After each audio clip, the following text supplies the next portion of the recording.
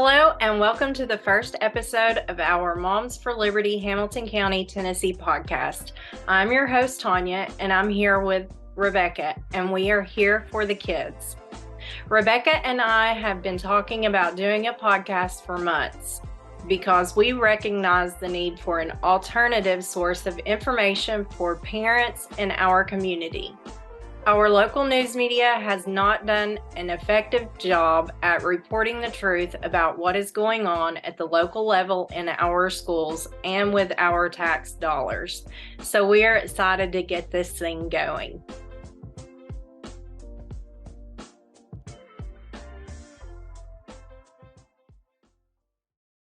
Today we'll be talking about the Moms for Liberty Hamilton County, Tennessee chapter. Who started the Hamilton County, Tennessee chapter? Why did they start it? And what is the goal of our chapter? As I stated in our intro, we are here for the kids of Hamilton County, Tennessee. Those who know me know that this statement defines me more than anything else in my life. I am passionate about working with children, and this is what drew me to Moms for Liberty. I'm going to be brutally honest and upfront with you. Over the coming days and weeks, we will be giving you a lot of information, and I know it won't be easy to hear or digest it all. Honestly, in doing the research for this podcast, it has been overwhelming for us also. That being said, we take the responsibility of sharing the information with you very seriously. We understand that the situation with the public school system and how it all affects the children in our district is not an easy topic to discuss. It's controversial. We will focus on topics which directly affect the children of Hamilton County, Tennessee. We know these things are also happening in other districts around our state and nation, so please share this podcast with everyone you know. During the first few episodes, we will lay the foundation for our chapter, and we hope that we will do a good job catching everyone up on how our chapter in Hamilton County, Tennessee began, where we are now, and where we are headed in the future. We will also have guests in the future from other chapters around the nation to speak about what is happening in the public school systems in their area, as well as experts in specific topics we want to discuss. We hope your interest has piqued and you will continue to follow along with us.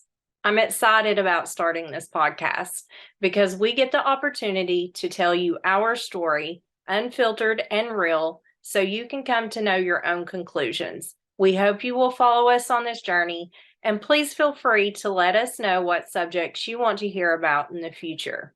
In this episode, Rebecca and I will introduce ourselves, tell you a little bit about the mission of Moms for Liberty, and talk about the foundation and inception of this chapter in Hamilton County, Tennessee. Rebecca, will you please introduce yourself? Hi, everyone. I'm Rebecca. I am a lifelong resident of Hamilton County, Tennessee.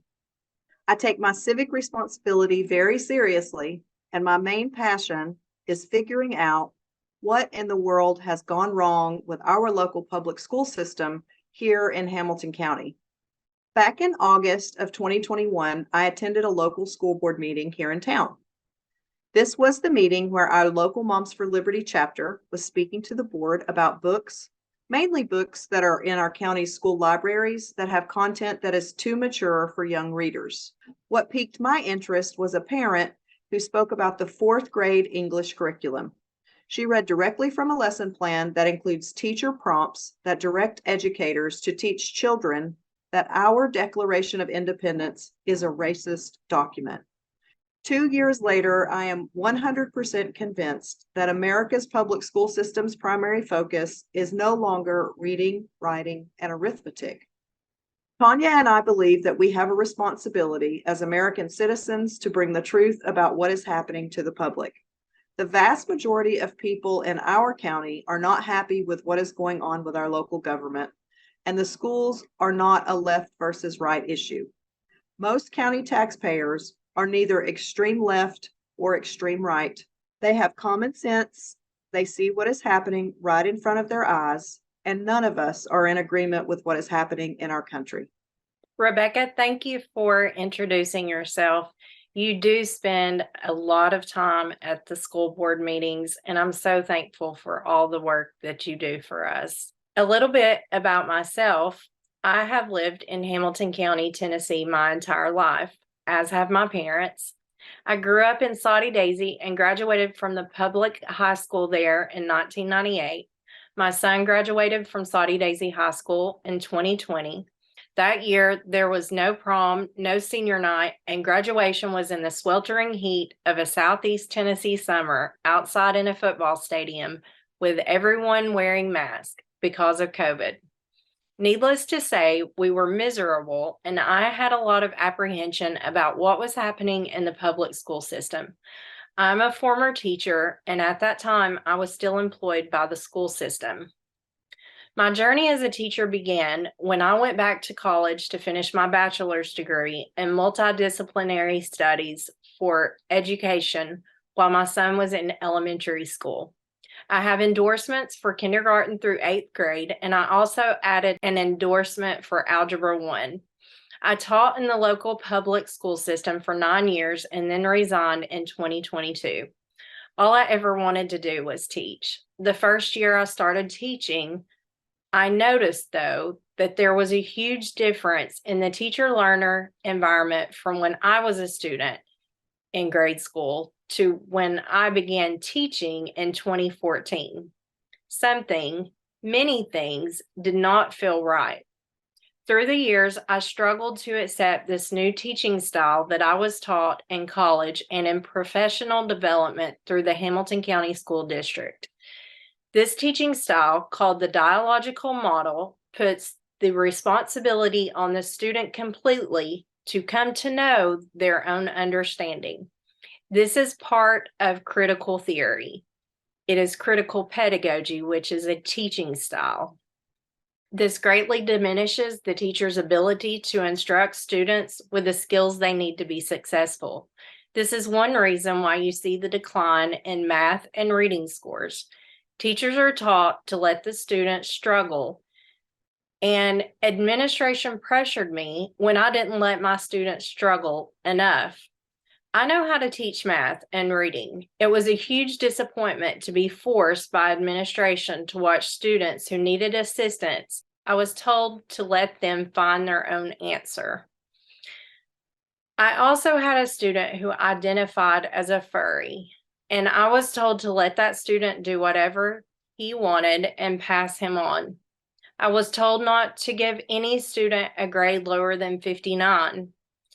The environment in the school system became unbearable. The last administrator that I had ended up getting fired after I resigned. These are just a few examples of why I left teaching. I know many students and teachers still there who are struggling to concentrate and learn or teach because inappropriate behavior is not being addressed. The system is failing the students, and I chose not to be a part of that failing system anymore. I accepted the position of chair for Moms for Liberty a year after I resigned because I knew I had to speak the truth about the school system and the environment students are growing up in. I love children and I love teaching. I had to leave the teaching behind to be able to say what needs to be said for the children. Rebecca, will you please do the honors of telling everyone about the inception of our local Moms for Liberty chapter? Our local Hamilton County chapter launched in May of 2021. We are a group of local moms and dads, aunts and uncles, grandparents and guardians. We are all taxpayers, people who have a passion for helping children. We currently have over 350 members in our local chapter. It's a large group of people who are very concerned and believe that the government needs to stay in their lane. Yes, we absolutely do believe that they need to stay in their lane. Moms for Liberty is dedicated to fighting for the survival of America by unifying, educating, and empowering parents to defend their parental rights at all levels of government. The National Moms for Liberty organization was launched by a couple moms, Tina and Tiffany, in January of 2021. They were on school boards in Florida and witnessed the disconnect between families and the system. They saw a dramatic shift in the balance of power away from parents and communities and toward unions and bureaucrats. Parents felt like they were up against a machine and they were left feeling unheard and frustrated. We are all now working together, leading the effort to close the gap and effect change in our government. Moms for Liberty is a national organization with chapters all around the United States, created by county. At the beginning of 2022, there were 130 chapters in 30 states with more than 70,000 members. As of today, there are 300 chapters in 45 states with more than 115,000 members, and we are still growing. Our mission is to encourage, educate, and equip parents, coming alongside to support and encourage them to protect their parental rights and the rights of Hamilton County children. Half the battle is just getting off the bench. Rebecca, what are we actively doing to support this mission? Well, we are definitely off the bench. We educate people so that they know what's happening and they know what they can do to get involved. How do we do this? First, we hold our leaders accountable. We attend school board meetings, city council meetings, and county commission meetings. We take notes during those meetings and disseminate that information out to our members. If we receive information that an elected official is supporting or promoting something that does not align with parental rights, we release a call to action to our members, asking them to call their state and local representatives and let them know how they feel. If our elected officials consistently support things that are not in line with parental rights, we consider this type of elected official to be corrupt, and we will work to replace them. We really hope that we have some liberty-minded people listening today who will be encouraged to run for office. We also spread awareness of the limited role of government. One of our main initiatives is to educate our members on the roles of the local school board and superintendent of schools. We also focus on the influence and overreach of the Tennessee Department of Education and the United States Department of Education on our local school system. We oppose this government overreach. This is a big one. Does anyone listening feel like the government is overreaching? We will work to expose this. We promote liberty by teaching principles of liberty in our homes and in our communities. We strive to get information out to our community members, which will bolster the efforts that liberty-minded parents are already working on with their children. And finally, we activate liberty-minded individuals to public service. We collaborate with other liberty-minded organizations in our city, county, and state. We have found that oftentimes, if it's happening in Hamilton County, Tennessee, it's happening everywhere else. And we've also found that if it's not happening in our county today, it is quickly headed our way. We'll provide more on this in a later episode. Again, we hope some liberty-minded people who are listening today will be encouraged to run for office.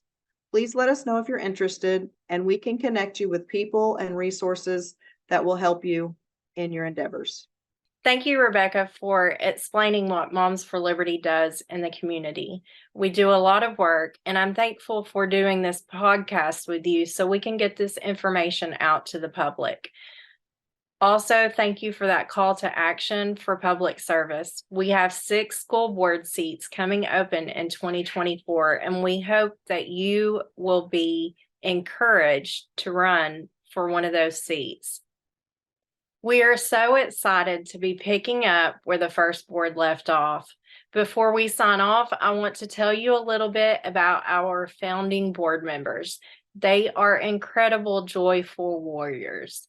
Brandy, Robin, Julie, Allison, and Hillary worked thousands of hours and primarily focused on reviewing curriculum and books. The reason they were so focused on curriculum and books is because of an incident that happened to one of the board members' children while attending a public school in Hamilton County, Tennessee. This incident clearly demonstrated that critical race theory, now a banned concept in Tennessee, was being taught to students at that time. Let's talk a little bit about that specific law in Tennessee. The Tennessee State Legislature did a great job passing a bill that, in essence, bans the teaching of critical race theory in our schools. They also did a great job of not calling it critical race theory, but instead they described a list of 14 concepts that cannot be taught. The list of concepts gets wordy, but we're going to go over this law in detail in the next episode. The law is Tennessee Code Annotated 496-1019. We hope you will tune in to our next episode to hear about Tennessee's prohibited concepts in instruction. We will go over some of the curriculum that Hamilton County is currently using and show you some examples of lesson plans from this curriculum that we believe violate this law. Thank you for joining us. Please go to Rumble and find M4L Hamilton TN, click follow and turn on the notifications. Also, go to YouTube and find Moms for Liberty Chattanooga and click on subscribe and turn on the notifications. Please visit our website and connect with us on social media. Those links will be in the description of this podcast. This is Tanya and Rebecca signing off until the next episode. We are here for the kids, and we will see you next time.